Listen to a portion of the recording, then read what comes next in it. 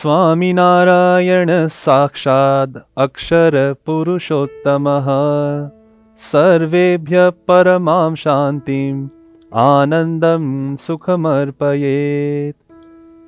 Learning more about satsang motivates us to strengthen our identity as satsangis. However, often that motivation is met with confusion or a lack of clarity. Filtering large amounts of new information to create a checklist that is both concise and comprehensive is a monumental task, especially amidst the worldly responsibilities that we have to account for, which often limits the time and energy we have available to focus on our growth. Truly, Satsang Diksha, Swami Shri's gift to us, is a landmark attainment in our satsang journey. Swami Shri is known to derive unexpectedly deep meanings from simple aphorisms. In this Granth, he delivers that signature depth through simple shlokas.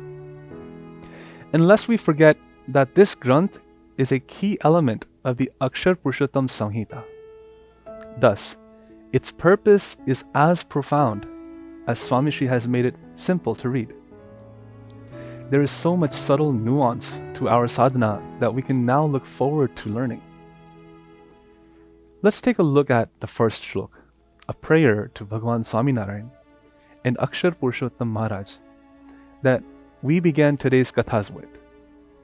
In this first shlok, Swami Shri prays, "May Swaminarayan Bhagwan, that is Akshar Purushottam Maharaj himself, bestow ultimate peace, bliss, and happiness on all." In addition, Swami Shri ends the Granth with a similar prayer. In Shlok 315, Swami Shri says, "May Swaminarayan Bhagwan, that is Akshar Purushottam Maharaj himself, spread supreme bliss and auspiciousness throughout the entire world." It's safe to assume that Swami Shri wants us to follow the tenets and principles outlined within this Granth. And by praying for bliss and happiness, both at the beginning and ending of this Granth, clearly, Swami Shri is establishing a direct link with happiness and becoming a better satsangi. It also means we should do more to consider what actually constitutes happiness, or where one should actually look to find it. When negatively influenced by worldly attachments, it feels unnatural to connect satsang with what we may currently think about happiness. Our Guru Parampara, however, beginning with Bhagwan Swaminarayan, have always connected bliss, joy, and happiness with satsang, even through the most adverse circumstances. In Gadada section number 2, Vachanamrit number 6, Maharaj says, "Bhagwan nu bhajan karvu ane sada anand marevu." 4 days later, Maharaj used a similar phrase in Vachanamrit Gadada section 2 number 8, where he said, "Bhagwan na ansh chiya," meaning bhakta, "evu janine atishay anand ma rahine Bhagwan nu bhajan karvu." Remaining in joy and happiness, do bhajan. Being joyous and happy is not only a goal in satsang, it's a gauge for how well we do satsang, a compass for how to improve in satsang, and in some ways, a prerequisite to beginning our satsang. A simple and yet profound idea. We may have never considered it if not for Swami Shri's grace. In 1974, research was begun on a still ongoing project sponsored by the University of Nebraska called the Family Strengths Inventory. As of 2008, its findings had been validated by research with more than 24,000 family members from 35 different countries. Its findings highlight 6 categories where strong families excel. 1. They spend enjoyable time together. 2. They express affection and appreciation for each other. 3. They communicate effectively. 4. They demonstrate strong commitment to each other. 5. They share a system for spiritual well-being that backs a common set of values and ethics. And 6, they engage with stress and crisis with resilience. Using this framework, let's take a look at some of Swami Shri's guidance for us on how we as individuals can contribute to our family's strength.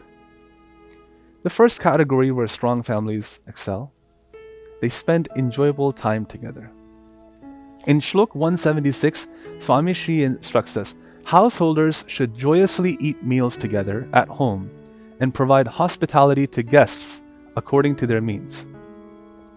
Many inspiring families in our satsang eat at least one meal together every day. Sometimes these households have more than 10 family members.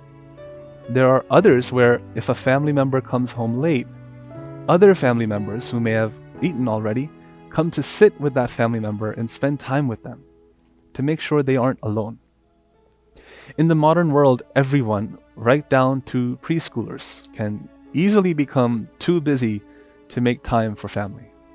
Swami Shri directs us to make adjustments to our schedules so that they allow for this important activity. With food being both a basic necessity, meaning a way to calm the pain of hunger, and often a source of joy and fun, Swami Shri wants us to see this as something we should center around the idea of family. There may be times where someone's class schedule or job schedule may not match the rest of the family. Still, Swami Shri's direction should inspire us to find a way so that no one in our family should have to eat alone. In the modern world, when considering food, it may be natural to focus on its potential for nutrition, taste, and perhaps art. But Swami Shri reminds us of our satsang tradition, which strongly associates devotion, sharing, and hospitality to food as well. Spending quality time with family is not a new concept, but it seems that we are more dependent on infrequent methods of spending time together, such as vacations or family reunions. However, what is also true is that if we only develop habits that reinforce independence within a household, things like vacations become less and less effective at promoting family unity. Consider the cliche family that flies thousands of miles together, living in accommodations together, only to plan and look for ways to spend most of the day away from each other. The reality is that spending time together joyously requires that we make adjustments to our attitudes and expectations from family members. Without a daily practice, we may be reinforcing negative perspectives or ones that make it increasingly more painful to spend time with the people that we actually love. Swami Shri wants us to see meals as a time to simply share and smile, a passive and yet effective way to show we are there for each other. Eating should be a time free from conflict, preaching, judgment, or complaints. The second category where strong families excel, they express affection and appreciation for each other. Swami Shri shares where the foundation for appreciation lies. In Shlok 172, Swami Shri says, householder satsangis should serve their mother and father. They should bow to their feet every day. Satsang tradition advocates a sentiment that is based in the Upanishads, and in particular the Shikshavali. There is a passage in which students who have just completed their Gurukul studies are to return home and to be with their families. As part of their parting instructions, they're taught to treat their mothers and fathers as though they represent Bhagwan and to obey them and care for them accordingly. As we become older, we also become more aware of our parents' flaws. In turn, we may also lose awareness of the gratitude we owe them.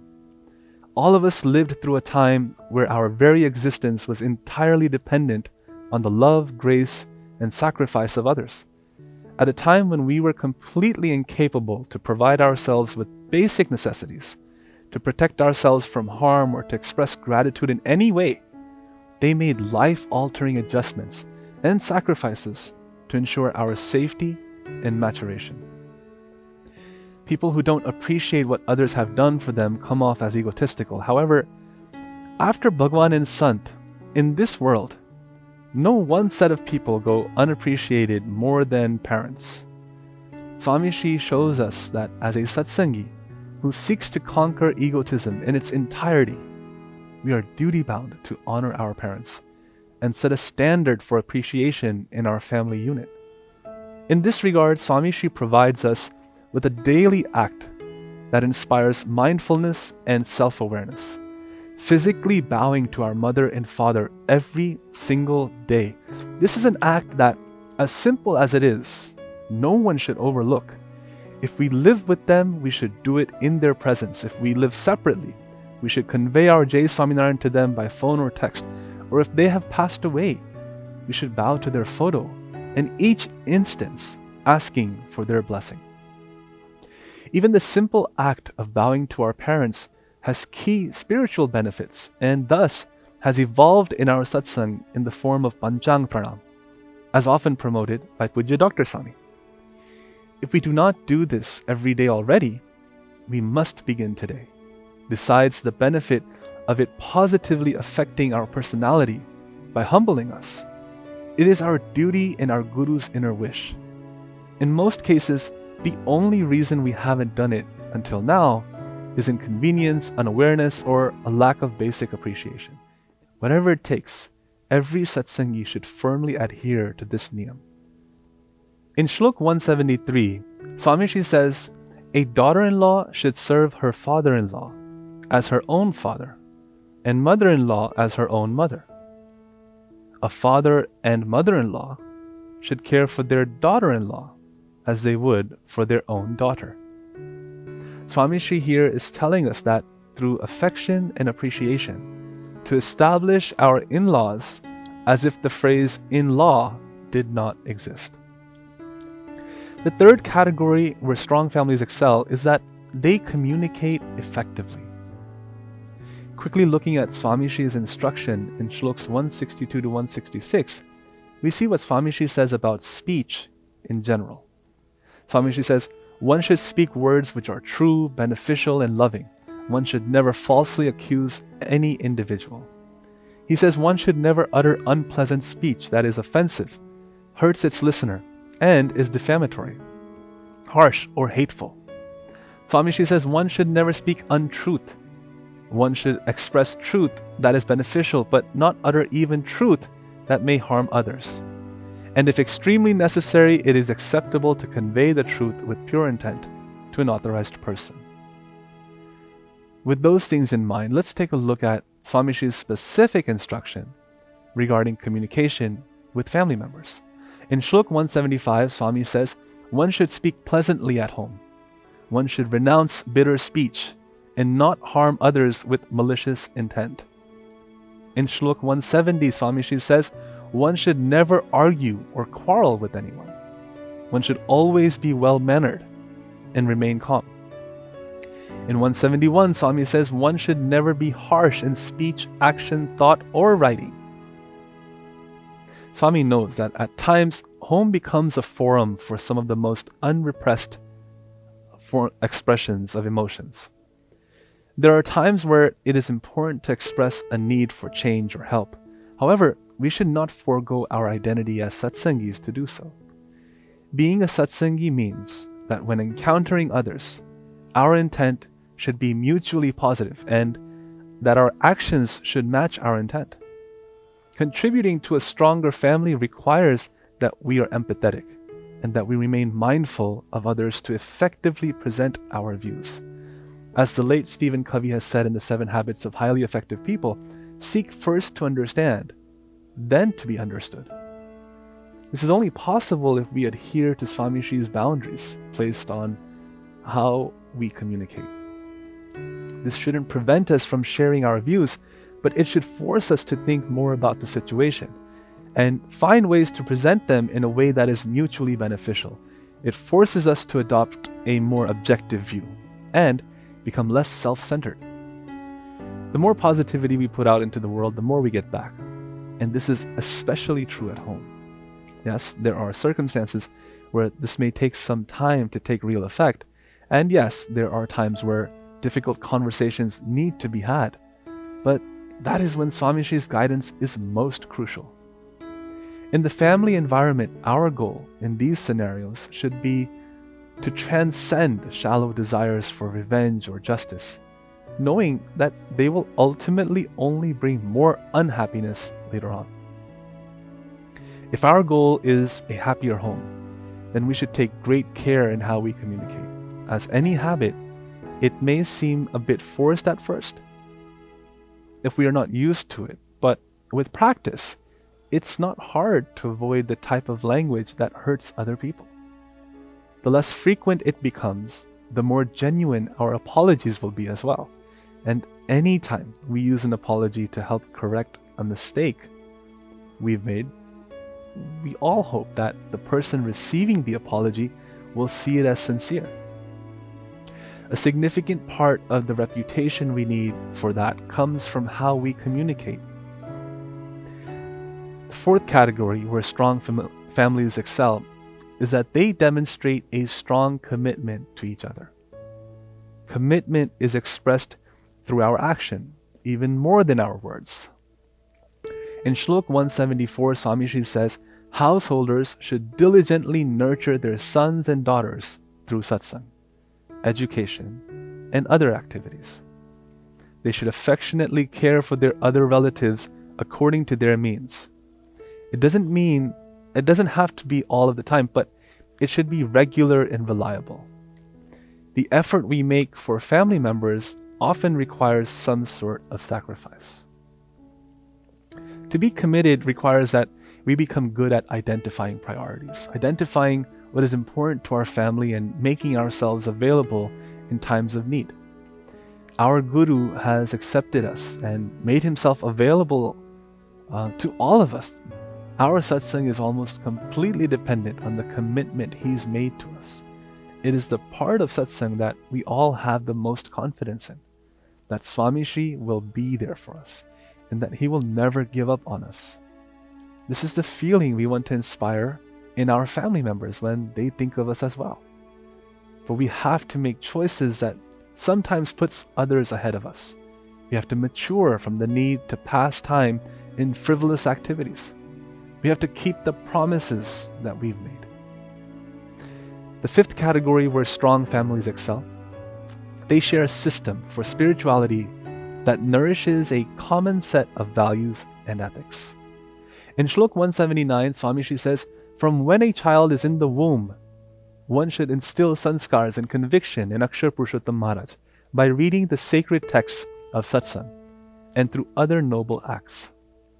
In 178, Swamiji says, one should always impart sanskars to one's sons and daughters by teaching them the divine principles of satsang, good conduct, and virtues. Our gurus have obviously invested heavily into the development of young Hari Bhakto in our Sampradaya. Bal Mandar, Kishore Mandar, Yuvak Mandar, Gurukuls, Vidyalayas, colleges, scholarships, adhivishans, conventions. Swamiji has not just built mandirs, he has built centers for development where future generations will continue to grow spiritually from the wealth of wisdom that satsang provides and otherwise as well. Still, all of this is meant to supplement and not replace the work that happens at home. Research has shown that so much learning happens in the early stages of development during a child's early youth. It is crucial that family members, especially mothers and fathers, actively engage with children in a way that nourishes their satsang. Of course, much of what children learn is not what we teach actively, but what we expose them to passively. If our home environment is one where people speak to each other respectfully, tolerate each other's flaws, help each other in times of need, share, minimize screen time, and promote joyous participation in devotional activities, children will have the ability to grow in ways that surprise us. Swamiji's instruction on this is not meant to be just concentrated to early childhood. He's given us a way to sustain the environment we want to promote passive learning at home forever. In Shlok 86, Swamiji says, family members should gather daily for Ghar Sabha and engage in bhajan, discussions, scriptural reading, and other devotional activities. Good habits are the foundation for a very large majority of sustained successes. They have the most benefit when they are done with frequency and consistency. They are most difficult to establish at the beginning. But once they are, with the passage of time, they can give monumental results akin to compounding interest. For generations now, Swamiji has encouraged Ghar Sabha as a means to maintain dialogue between family members that is rooted in spirituality and positivity. Its benefits have been experienced by so many families around the world who have committed to it. It's a wonder that people still don't invest the time to plan for it. Like most good habits, Ghar Sabha is something that is not reliant on monumental, one-time deposits. It is grown on the small, frequent, and consistent contributions into our family's spiritual bank account. Ghar Sabha is great because it allows you and your family to be creative in the programming. You just have to be disciplined in maintaining time restraints so that everyone can expect when it starts and stops. And also to do it so that you can get as much participation from all members as possible. The last category where strong families excel is that they engage with stress and crisis with resilience. In Shlok 177, Swamiji says that in the event of a death or other sad occasion, one should perform additional acts of devotion, sing kirtans, engage in discourses, and remember Akshar Purushottam Maharaj. In Shlok 280, Swami says, in difficult times, one should remain patient, offer prayers, persevere, and keep firm faith in Akshar Purushottam Maharaj. Satsang Diksha educates us on the need and means to becoming resilient. It encourages us to make prudent decisions, never to live in regret, learn from our mistakes, and persevere. Swamiji reminds us that our perseverance is sourced from our refuge in Akshar Purushottam Maharaj. In Shlok 46, Swami says, my hindrances, sins, flaws, and bad qualities will certainly be destroyed. I will surely attain peace, supreme bliss, and happiness. In Shlok 47, Swami says, this is because I have attained the manifest form of Akshar Purushottam Maharaj. With his strength, I will surely overcome misery. Satsang teaches us that there is no permanent failure. Our destiny is to persevere through obstacles on the backing of the Satpurush and Bhagwan Swaminarayan's promise that for a Satsangi, no effort is ever wasted. Everything counts, every struggle, every niyam followed, every good decision, every challenge, every time you get up after you fall. Everything. It all contributes to our personal satsang journey. With that in mind, a satsangi should meditate on the fact that results are Bhagwan's responsibility, Swamishi's responsibility. We should support our family in the same way. There is no giving up for satsangis. We should be there to pick up each other. We should pray together, work together, support each other, lift each other up. Many of us may have had the great privilege to have seen the London Mandir 25th anniversary program. If you haven't, you should definitely see it on the BAPS channel. It's titled London Mandir 25th Anniversary Finale Celebrations.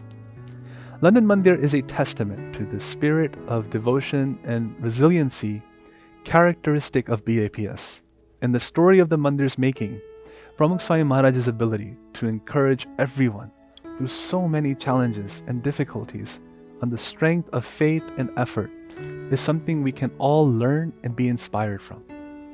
The Mandir's completion was never in question for Swami Bapa. However, the joy Swami Bapa had during the walkthrough on August 16th, 1995 was a reflection of all of the struggles everyone had overcome to get to that point. It is a story that we should create in our own homes, within our own families. It is important to note that crisis and stress will likely highlight the negative aspects of our swabhavas or personality. When it's others, we should be tolerant. But when it's our own, we should make note and act against them. Jealousy, possessiveness, entitlement, greed, cynicism, anger, they will all come out in spades.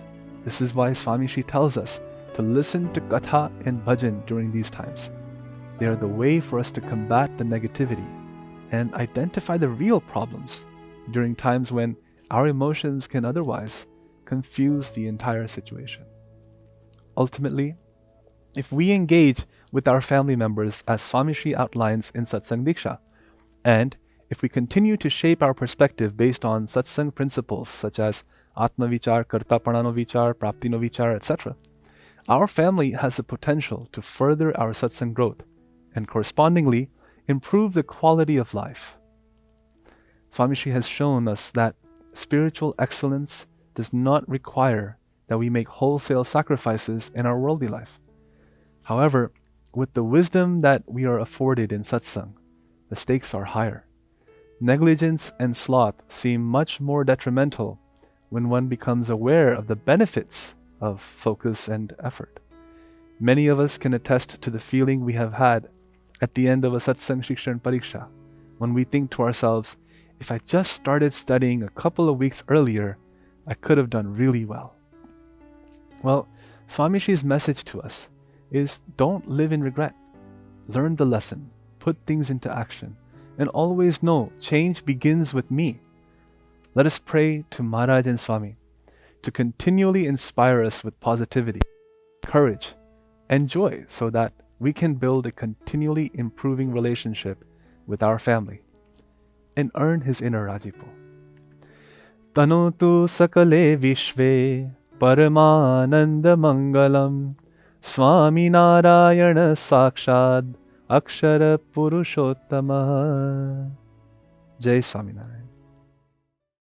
Thank you for joining us today and listening with such devotion.